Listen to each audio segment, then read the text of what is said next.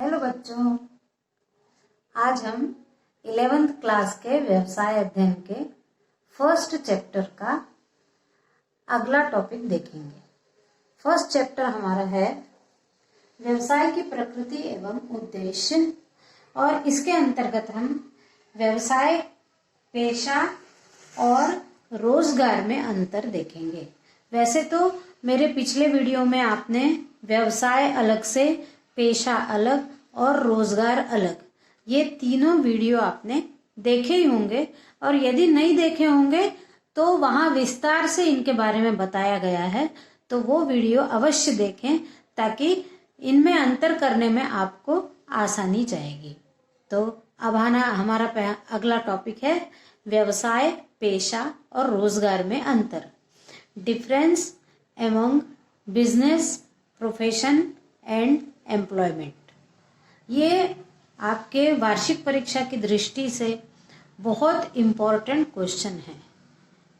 ये लगभग आता ही है, इसलिए इसका अलग से मैंने वीडियो बनाया है, ताकि आप ये वीडियो 2-3 बार देखेंगे तो आपको तीनों के अंतर याद हो जाएंगे।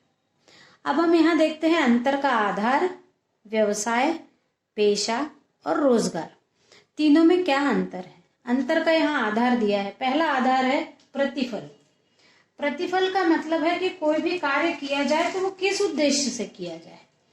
तो प्रतिफल में व्यवसाय यदि करता है व्यक्ति तो लाभ प्राप्त करने के लिए करता है, यानी जब व्यवसाय करता है तो उसको लाभ की प्राप्ति होती है। थोड़े इसमें आपको बता दे रही हूँ कि पेशा क्या है, रोजगार क्या है और व्यवसाय क्या है। तो व्यवसाय यानी अपना खुद का कोई भी कार्य करना जिसमें खुद पैसा लगाना है ना, और लाभ भी स्वयं प्राप्त करना, ये व्यवसाय हो गया। पेशा यानी हम कोई अपनी स्पेशलिटी कर ले, जैसे इंजीनियर हो गए, शिक्षक हो गए, ये पेशेवर व्यक्ति हैं। और रोजगार यानी किसी दूसरे का काम करना या नौकरी करना, ये रोजगार है। तो प्रतिफल के अंतर्गत व्यवसायी क्यों ये कार्य करता है व्यवसाय करने का? क्योंकि उसको लाभ प्राप्त होता है, ये उसको प्रतिफल मिलता है कार्य करने का। पेशेवर व्यक्ति को जो सेवाएं वो देता है उसके बदले में शुल्क प्राप्त होता है। जैसे डॉक्टर देखता है मरीजों को तो उसका शुल्क लेता है, वकील किसी की लड़ाई लड़ता है तो उसका शुल्क लेता है, अपनी फीस लेता है, वो शिक्षक पढ़ाता है तो अपनी फीस लेता है। और रोजगार में क्या प्रतिफल मिलता है? वेतन या मजदूरी मिलती है, यानी किसी की नौकरी करो तो उस नौकरी के बदले वेतन मिलता है, या किसी का कार्य करो तो उसके बदले मजदूरी मिलती है। फिर योग्यताएं, क्या क्या योग्यताएं होना चाहिए? तो व्यवसाय के लिए न्यूनतम योग्यता की कोई आवश्यकता नहीं है, क्योंकि व्यवसाय तो बिना पढ़ा लिखा व्यक्ति भी कर लेगा, उसको योग्यता की कोई आवश्यकता नहीं होती है। पेशे के लिए न्यूनतम योग्यता आवश्यक होती है, यानी यदि किसी को डॉक्टर बनना है तो पहले वो 12वीं पास होगा तभी डॉक्टर बन पाएगा, या फिर वकील बनना है तो वो 12वीं पास होगा तो आगे वकील बन पाएगा। शिक्षक बनना है तो पहले ग्रेजुएट होगा, यानी बीए बीएससी जो करेगा उसके बाद उसको टीचर्स ट्रेनिंग लेना पड़ेगी, तब वो शिक्षक बन पाएगा। इसलिए पेशे में न्यूनतम योग्यता आवश्यक है। और रोजगार में योग्यता नियोक्ता निर्धारित करता है, यानी जिसके पास काम करने गए हो वो जो योग्यता वाला व्यक्ति रखना चाहेगा, वो योग्यता क्या होनी चाहिए इसका निर्धारण नियोक्ता करेगा, यानी जो नौकरी देगा वो करेगा। तीसरा अंतर का आधार है कार्य की प्रकृति। तो वस्तुओं और सेवाओं का उत्पादन और क्रय विक्रय।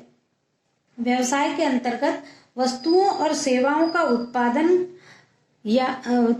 और क्रय या विक्रय, ये क्रियाएं होंगी, कार्य ये होंगे यहाँ पर। और पेशे में क्या होगा? विशेषज्ञ के रूप में समाज को सेवाएं देना। विशेषज्ञ के रूप में यानी डॉक्टर है तो उसने डॉक्टर की विशेषज्ञता प्राप्त की है, वकील है तो उसने LLB किया हुआ है, तो जो विशेषज्ञता उसने प्राप्त की है उसके अनुसार वो समाज को अपनी सेवाएं देगा। और रोजगार में कार्य की प्रकृति क्या रहेगी? अनुबंध पर दिए गए कार्य करना। अनुबंध यानी उसके नियोक्ता के साथ जो तय हुआ होगा वो कार्य उसको करके नियोक्ता को देना होगा, यानी नौकरी जिसकी कर रहा होगा वो नौकरी करवाने वाला जो कार्य करने बोलेगा वो रोजगार के अंतर्गत करना होगा। फिर है अगला जोखिम। जोखिम यानी रिस्क, रिस्क तो व्यवसाय में तो बहुत रिस्क है, पता नहीं व्यवसाय चलेगा कि नहीं चलेगा, कितना लाभ होगा कि हानि होगी। तो ये हमेशा व्यवसाय रिस्क रहता है। वस्तुओं का उत्पादन करना, क्रय विक्रय करना, उपभोक्ताओं तक पहुंचाना, इसमें कई प्रकार की रिस्क आती है और इसके बारे में डिटेल में हमने पिछले वीडियो में पढ़ा है, इसलिए इधर मैं ज्यादा डिटेल में नहीं बताऊंगी। फिर पेशा, सावधानी पूर्वक कार्य न करने पर रिस्क है यहाँ पर, यानी डॉक्टर ने यदि पेशेंट की जांच अच्छी से नहीं की और कोई भी दवाई दे दी तो उस जगह रिस्क है कि कहीं ऐसा ना हो कि वो उसको रिएक्शन कर जाए और बाद में वो डॉक्टर के ऊपर केस कर दे। तो सावधानी पूर्वक न करने पर रिस्क है पेशे में। और रोजगार में नियोक्ता के निर्देशन के कारण कोई रिस्क नहीं है, नियोक्ता जैसा बोलेगा वैसा कार्य नौकर करेगा, इसलिए उसको कोई रिस्क नहीं है। फिर है विनियोग, विनियोग यानी पूंजी किसी और के द्वारा व्यवसाय में पूंजी लगाना। तो यहाँ पर व्यवसाय में विनियोग की आवश्यकता है, यानी क्योंकि पूंजी बहुत लगती रहती है, व्यवसाय करने वाले को बहुत पूंजी लगती है। तो उस पूंजी के, व्यवसाय बड़ा है तो पूंजी ज्यादा लगेगी। व्यवसाय के आकार और प्रकृति पर निर्भर करेगा कि पूंजी कितनी आवश्यक है, पूंजी उसके पास है कि नहीं है, वो बैंक के माध्यम से कर्ज लेता है या कोई और विनियोग करने वाले लोग उसके व्यवसाय में पैसा लगाते हैं। तो यहाँ पर विनियोग की आवश्यकता है। पेशे में प्रकृति के आधार पर पूंजी आवश्यक है, प्रकृति के आधार पर पूंजी आवश्यक है। वो क्या है? यदि हॉस्पिटल बनाना चाहता है डॉक्टर तो बहुत बड़ी पूंजी की आवश्यकता है।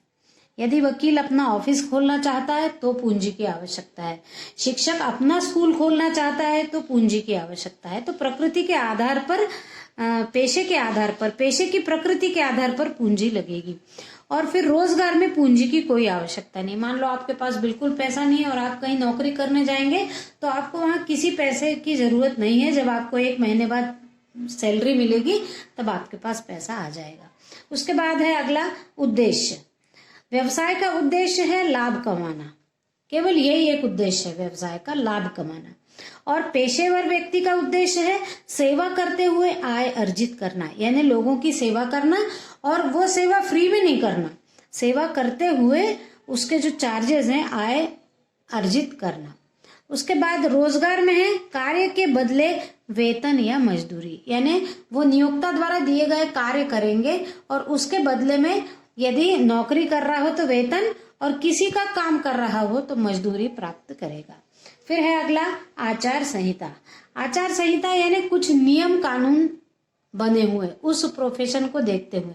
तो व्यवसाय में आचार संहिता बिल्कुल नहीं होती, क्योंकि व्यवसाय है वो, यदि व्यवसायी कुछ नियम कानून बनाता है तो वो खुद के लिए नहीं है, उसके घर यहाँ नौकरी करने वालों के लिए नियम रहेंगे। तो व्यवसाय में आचार संहिता की कोई आवश्यकता नहीं है। पेशेनुसार आचार संहिता का पालन आवश्यक है, अनिवार्य है। यदि डॉक्टर है तो उसके भी कुछ नियम होंगे, उस अनुसार उसके भी अनुशासन कुछ होगा, उस अनुसार उसको रहना पड़ेगा। वकील को भी अपने अनुशासन के अनुसार कार्य करना पड़ेगा। शिक्षक को भी अपने जो आचरण की उनकी नियमावली है उसके अनुसार कार्य करने पड़ेंगे। और रोजगार में नियोक्ता द्वारा दी गई शर्तों का पालन करना पड़ेगा। यदि वो रोजगार कर रहा है, नौकरी कर रहा है कहीं, तो जो नौकरी देने वाला है उसने जो शर्तें रखी होंगी, उसने जो व्यवहार बताया होगा, उस व्यवहार का पालन करना पड़ेगा। और अंत में हित का हस्तांतरण। हित का हस्तांतरण यानी यदि लाभ हो रहा है और कोई व्यवसायी है तो व्यवसायी में दूसरे को हित का हस्तांतरण कर सकते हैं। मान लो हमको अब व्यवसाय नहीं करना है तो हमने अपना व्यवसाय किसी दूसरे को बेच दिया, या हमने अपने हित में किसी को पार्टनरशिप में ले लिया है तो अपना हित आधा उससे बांट लेंगे। तो ये हित हस्तांतरित किया जा सकता है व्यवसाय में। पेशे में योग्यताओं का हस्तांतरण असंभव है, इसलिए हित का भी हस्तांतरण नहीं हो पाएगा। यानी वो डॉक्टर है तो उसका बेटा डॉक्टर होगा तभी वो अपने हॉस्पिटल को हस्तांतरित कर पाएगा, यानी योग्यता होगी तो ही हस्तांतरण होगा, लेकिन दूसरे किसी को हस्तांतरण नहीं हो पाएगा। योग्यताओं का हस्तांतरण नहीं होगा। एक डॉक्टर है तो अपनी डॉक्टरी किसी अपने बेटे को नहीं दे देगा। जब तक बेटा डॉक्टरी की पढ़ाई ना कर ले तब तक वो अपने पिताजी का हॉस्पिटल में कार्य भी नहीं कर सकता। फिर है रोजगार में हस्तांतरण संभव नहीं है, यानी एक जन नौकरी कर रहा है तो वो अपने जगह किसी दूसरे को नौकरी करने नहीं भेज सकता। ये हमने रोजगार वाले टॉपिक में देखा है।